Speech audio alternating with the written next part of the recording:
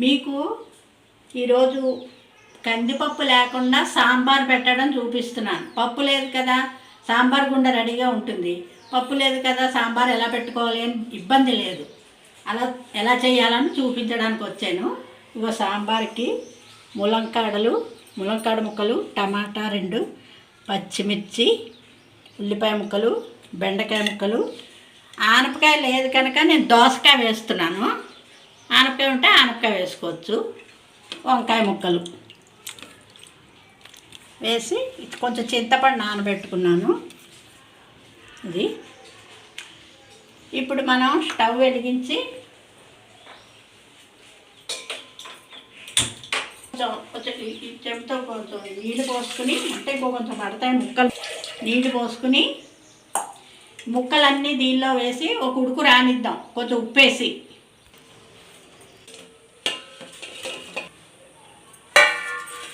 నీళ్ళలో వేసి కడుక్కోవాలి శుభ్రంగా, అయితే కలర్ వస్తుంది. వేసాను కదా, ఇప్పుడు ఒక స్పూన్ వేసాను, తర్వాత మళ్ళీ వేస్తాను.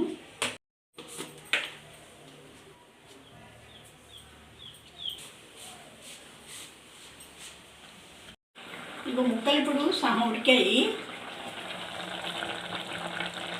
కదా. ఇప్పుడు చింతపండు పులుసు పోసుకుందాం. చింతపండు పులుసు పోసుకున్నాక మిగతా సాల్ట్ వేద్దాం. అంటే మా గిన్నెకి మాకు సరిపడా సాంబార్కి పెట్టాను నేను. మీకు సరిపడా మీరు చూసుకుని ఉప్పు కారం అని వేసుకోండి. ఇప్పుడు ఒక స్పూన్ సాల్ట్ వేసాను కదా, ఇంకో 2 నిండా, మొత్తం 3 స్పూన్లు సాల్ట్ వేసాను. పులుసు వేసాక మళ్ళీ సహమే కదా ఉడికే ముక్కలు, ఇంకొంచెం ఉడికాక అప్పుడు సాంబార్ పొడి వేసి చూపిస్తాను.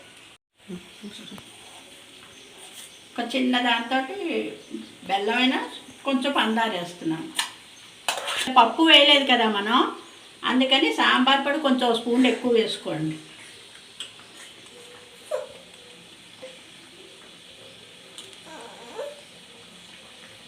మా చిన్న స్పూనే కదా, 3 సహం వేసాను.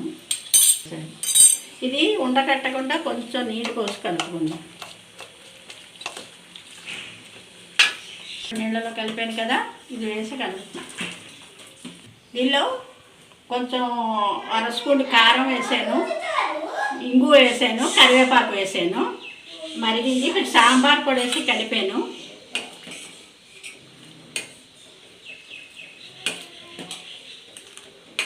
ఉడకాలి. ఈ లోపల పోపు పెట్టుకుందాం.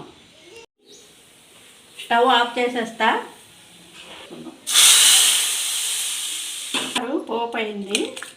ఇప్పుడు మీకు పప్పు లేదు కదా దీనిలో, అందుకని ఇప్పుడు హోటల్ సాంబార్ ఇలా పలచగా ఉంటుంది కదా, అలా ఉంటుంది. లేదు అంటే మీకు కావాలంటే ఇంత శనగపిండి కలిపి ఆ సాంబార్ పొడిలోనే కలిపేసి పెట్టేసుకోండి, బాగుంటుంది. టేస్ట్ బాగుంటుంది.